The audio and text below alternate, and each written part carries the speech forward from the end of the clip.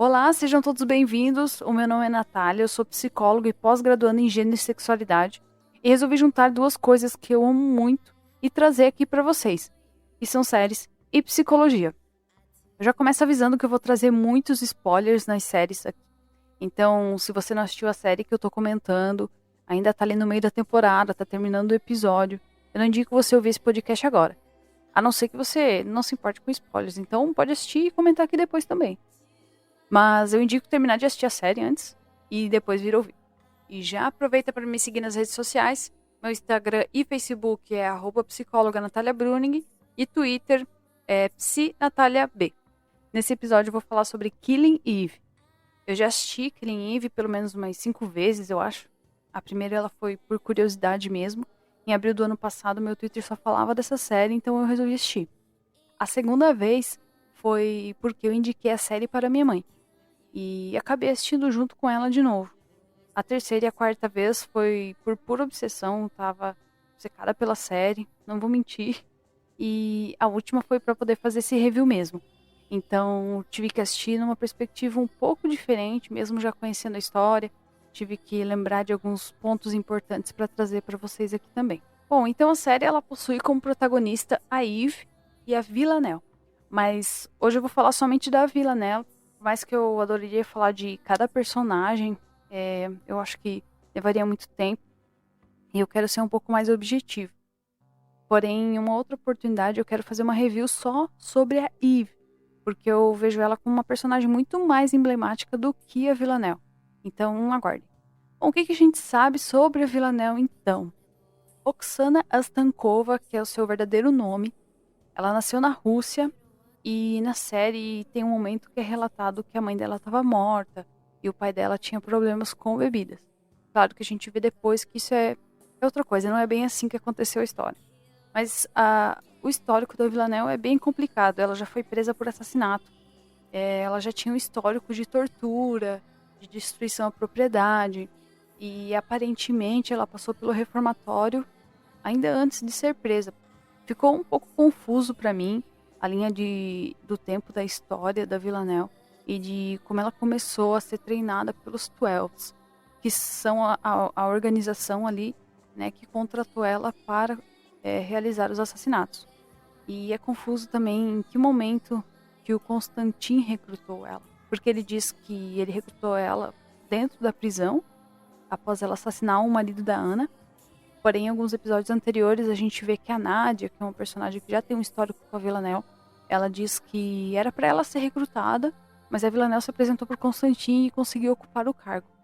Talvez as duas estavam na prisão e foi ofertado por uma e ela conheceu, né, o Constantin conheceu a Villanelle, talvez algo assim, mas na série mesmo não deixa muito bem claro isso. Mas independente disso, dá para perceber que ela começou a ser treinada então após a prisão na Rússia mesmo.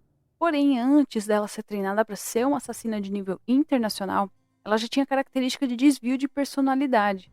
A gente percebe que ela era bem manipuladora, ela gostava de bajular bastante, até como é relatado pela personagem Ana na primeira temporada. E ela vinha do reformatório para iniciar as aulas com a Ana, já com um histórico de comportamento antissocial, agressivo, e já tinha cometido alguns crimes, né, durante esse período antes de conhecer e de entrar nas aulas. Os assassinatos para Villanelle é como um trabalho qualquer. Ela gosta de trabalhar sozinha, ela gosta de diferenciar em cada vítima, e o que é bem diferente dos outros assassinos que a gente conhece ao longo da série. Eles gostam de algo mais padrão. Na segunda temporada mesmo, a gente tem a Ghost, que é uma outra assassina que a gente conhece, que tem um outro tipo de estilo, mas o que destaca mesmo a Villanelle é o estilo de roupa que ela usa, a forma, as armas que ela utiliza para cometer os assassinatos, como ela gosta de toda a parte teatral, da manipulação. Então isso é um destaque muito grande que tem na personagem e dentro do trabalho dela. Bom, durante as 3 temporadas tem algumas características que a gente consegue perceber na Villanelle. A gente percebe que ela não tem nada de empatia sobre as vítimas, né? Como eu falei, para ela é um trabalho normal, então tanto faz, tanto fez. Até mesmo as pessoas em volta dela, no geral. Ausência de remorso, né? Caracterizada até pela indiferença em relação de ter ferido, maltratado ou roubado essas pessoas. A gente percebe também alguns aspectos de impulsividade e agressividade. Não tanto quando ela está trabalhando, mas sim na rotina dela, com outras pessoas que às vezes ela não conhece, então ela acaba sendo mais agressiva e mais impulsiva nas atitudes. Essas características, elas são critérios de um diagnóstico para transtorno de personalidade antissocial, de acordo com o DSM-5. Então, se a gente for avaliar bem o comportamento dela, a gente percebe que esse desvio de personalidade pode estar relacionado a esse transtorno, mas tem outras coisas que a gente também tem que levar em consideração que podem estar atrelado a outro transtorno que é o de conduta. Vou explicar mais para frente. Então, para vocês entenderem um pouco melhor, quando a gente fala sobre transtorno de personalidade, seja qual for, a gente precisa compreender que os traços de personalidade, eles representam padrões de pensamento, percepção, reação e relacionamento. E esses traços, eles permanecem de certa forma estáveis ao longo do tempo de vida do indivíduo. Tá? Essa é a personalidade como a gente conhece. Agora, quando a gente está diante de um transtorno de personalidade, a gente já vê que esses traços são rígidos, são mal adaptativos, prejudicam o trabalho ou a vida interpessoal da pessoa. Essas mal adaptações sociais, elas podem causar um sofrimento significativo nas pessoas com transtorno de personalidade e naquelas pessoas que vivem em volta delas. No caso da Villanelle, a gente vê que os traços de personalidade que ela apresenta e que são mal adaptativos, elas são sempre reforçados e em todo momento por causa do trabalho que ela possui e a forma como ela foi treinada. Então, a Villanelle não percebe que esse comportamento dela prejudica ela mesma e outras pessoas. Então, é muito vantajoso para ela seguir esse sentimento, esses traços de personalidade, até porque ela sente prazer na forma como ela vive a vida dela e é muito bem recompensada por isso dentro do trabalho. Então, ela ganha muito dinheiro para cometer aqueles assassinatos que ela é contratada.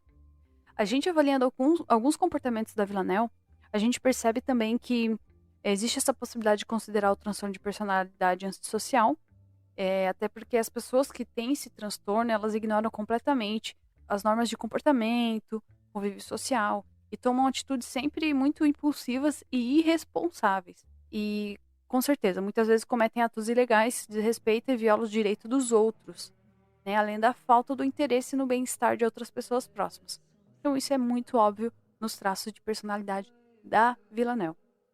Sendo assim, eu vejo essas características muito presentes no transtorno de personalidade antissocial, porém também tem um outro olhar perante as atitudes dela, e é aí que se faz importante conhecer um pouco mais do histórico de vida dela. Afinal, o transtorno de personalidade antissocial, ele normalmente se manifesta no início da vida adulta, e ele só pode ser diagnosticado mesmo a partir dos 18 anos. Claro que, durante a série, a gente percebe que a Villanelle, desde muito nova, já tem esses comportamentos. Tanto que isso que levou ela a passar pelo reformatório, ela ser presa e recrutada, justamente pelo histórico que ela tinha de violência. O que também faz a gente pensar num possível transtorno de conduta. Esse transtorno ele se inicia na infância ou adolescência e tem como critério diagnósticos agressão a pessoas e animais, destruição de propriedade, falsidade, furto e as violações graves às regras. E também a ausência de remorso, a culpa, insensibilidade, falta de empatia e também o afeto superficial. Então, assim, se a gente for considerar todos esses critérios diagnósticos, a gente até consegue encaixar ele num transtorno de conduta. Porém, o transtorno de conduta ele só pode ser diagnosticado na vida adulta caso os critérios para um transtorno de personalidade antissocial não sejam suficientes. Então, na vida adulta, ou ela possui transtorno de conduta ou possui transtorno de personalidade antissocial. Até porque eles são muito parecidos, mas o transtorno de conduta ele é muito mais voltado para a infância e adolescência. E também, assim, a ideia aqui não é ficar diagnosticando os personagens. Eu quero mais trazer uma ampla discussão sobre os comportamentos deles e trazer um pouco, linkar com a psicologia. O que a gente tem dentro da psicologia sobre esses comportamentos. Bom, mas se ainda assim a gente for considerar a Villanelle um transtorno de personalidade antissocial, a gente percebe que durante o decorrer da série, alguns traços eles vão mudando aos poucos. Já na primeira temporada, onde ela fala sobre o desejo em ter coisas normais, como um apartamento, um trabalho que não fosse como o dela, companhia para fazer coisas comuns do dia a dia. E a gente vê que isso talvez esteja ligado muito à recompensa que ela possui. e talvez alguns traços lá dentro dela de empatia. Mas tudo influencia a questão como ela cresceu. A gente vê na terceira temporada que ela não teve muito afeto por parte da mãe nem do pai dela. Então, tudo isso acaba influenciando no futuro dela, no comportamento que ela tem agora na vida adulta. Além de que a gente vê que antes a recompensa que ela recebia para reforçar esses comportamentos disfuncionais dela, que é a recompensa do trabalho, né, o dinheiro de fato, eles já não se tornam muito atraentes, porque ela percebe que todo o trabalho que ela faz para receber financeiramente acaba se tornando algo superficial. Tem até um episódio na segunda temporada, quando ela vai numa reunião de alcoólicos anônimos na série, dá a entender que ela está falando a verdade naquele momento, sobre ela ter dificuldade de identificar o sentimento dela. E aí ela diz que ela não sente nada, ela não consegue sentir prazer, ela compra as coisas achando que isso vai fazer ela sentir alguma coisa, mas ela não sente. Ela, praticamente tudo que ela faz na vida dela é entediante, porque ela não consegue identificar que sentimento é esse. O que faria ela sentir alguma coisa prazerosa de fato. Mas o dinheiro ainda é uma recompensa interessante para ela, porque traz muita questão do poder, que para alguém que tem um transtorno de personalidade antissocial, o poder também é bem interessante.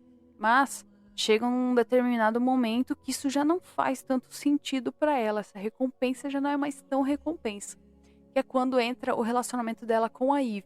Parece que a Eve é uma outra recompensa que para ela se torna algo muito mais benéfico do que o dinheiro. A gente até percebe esse movimento na segunda temporada, quando ela é aparentemente demitida, né? Ela sai dos 12 com o Constantine e começa a trabalhar com a Eve. E pausa só para falar aqui sobre o episódio 4 da segunda temporada, onde a Villanelle e o Constantine eles vão num museu, se eu não me engano, e ela vê uma pintura de duas pessoas mortas que estão penduradas de cabeça para baixo.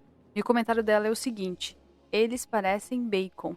Os roteiristas foram muito perspicazes aqui, porque a interpretação dela sobre algo que normalmente as pessoas poderiam até ficar chocadas, ela tem uma visão completamente distorcida. É isso que acontece muitas vezes com a pessoa que tem um transtorno de personalidade antissocial. Ela tem uma versão distorcida dos acontecimentos que podem ser chocantes, que estão ligados à questão de moral, né, de normas da sociedade, e pode ser algo comum, algo natural para eles. Além de que eles utilizaram toda aquela cena da pintura para ela reproduzir numa das vítimas dela. Então, claro, ela tinha noção do que era pintura, que eram duas pessoas, isso com certeza, não é que ela vê um bacon ali, mas a interpretação dela sobre aquilo é muito diferente. Então, parabéns aos envolvidos por esse roteiro. Bom, mas voltando, é claro que a Eve utilizou de outros motivadores para a Villanelle se aproximar, até porque a Villanelle é bastante competitiva, e no surgimento de alguém que estava tentando ocupar o lugar dela, isso foi suficiente para motivar. Porém, ainda na terceira temporada, que ela volta a trabalhar com os 12, acho que ela volta na segunda ainda, mesmo assim, ela refere não querer mais fazer aquilo, porque na terceira temporada ela até quer virar guardiã. Até hoje eu não sei o que é um guardião dentro dos 12. Então, se alguém quiser me explicar o que significa, eu não tenho a menor ideia. E até no último episódio ela questiona a Caroline sobre a possibilidade de trabalhar para o MI6. Talvez isso seja um reflexo de mudança no comportamento dela perante o convívio que ela teve com a Eve. Que de certa forma é uma pessoa que tem um pouco de empatia, né, que demonstra um pouco de se importar com o outro de fato. E isso foi bastante reforçador, porque se a gente for avaliar a história da Villanelle, não teve nenhum apoio, nenhum suporte na vida. Então não tinha amigos, não tinha familiares, não tinham pessoas próximas. Tanto que as pessoas que ela é mais próxima é da Eve e do Constantine, que são as pessoas que demonstram que se importam um pouco mais com ela. E isso acaba levando para um reforço positivo. Então ela acaba mudando algumas atitudes e depois ela ter esse convívio com eles. Bom, mas não é só isso também. A gente pode considerar a questão da relação dela com o Constantine e que acabou fortalecendo esses traços de empatia. Então, assim, no geral, a gente consegue compreender, até pela história de vida dela, alguns comportamentos que ela teve de transtorno de conduta, provavelmente na infância, que foram reforçados durante o tempo. Talvez até se ela tivesse começado terapia na infância, não teria chegado a esse ponto que ela chegou. Porque a gente consegue reduzir alguns sintomas, consegue fazer compreender noção das normas da sociedade, regras, leis, e a Villanelle não tem nada disso. Mas, com o tempo, a gente até percebe que ela começa a ter uma visão diferente sobre as coisas.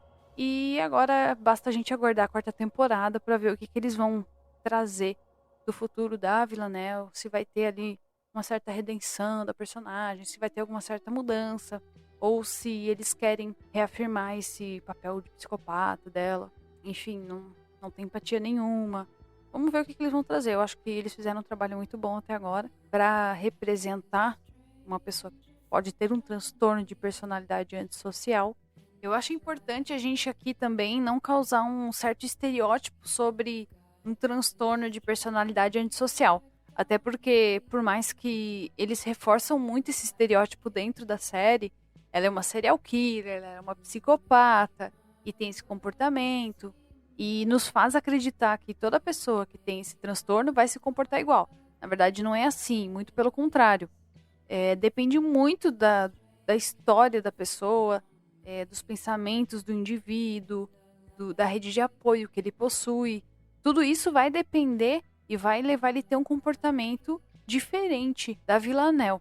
Não quer dizer que a pessoa tem esse transtorno que ela vai ser exatamente igual a ela ou qualquer outro personagem psicopata que existe nas séries. Então, não vamos também estereotipar as pessoas sobre isso. Mas a série em si consegue trazer aspectos bem importantes sobre esse transtorno e consegue colocar isso bem na personagem. Eu vejo isso, eu vejo que eles fizeram um trabalho muito bom nesse sentido. Então, esses foram alguns aspectos que eu consegui trazer da personagem. Gostei muito de ter feito essa análise, além de ser uma série que eu sou apaixonada, é uma personagem que eu gosto muito também. Então, foi realmente um prazer de trazer essa análise para vocês. E se você é psicólogo ou não também, tá aqui porque gosta da série, gosta da personagem, mas tem uma opinião diferente ou concorda, fique à vontade para dialogar comigo. Se você está ouvindo isso pelo YouTube, pode comentar aqui embaixo. E se você está ouvindo pelo Spotify, pode entrar nas minhas redes sociais, mandar sua sugestão, dialogar comigo pelo Twitter. Então, aproveita para me seguir lá também. O meu @ no Instagram e no Facebook é @psicóloga Natália Bruning. E no Twitter é @psinataliab. Então é isso, pessoal. Espero que vocês tenham gostado dessa análise e até a próxima.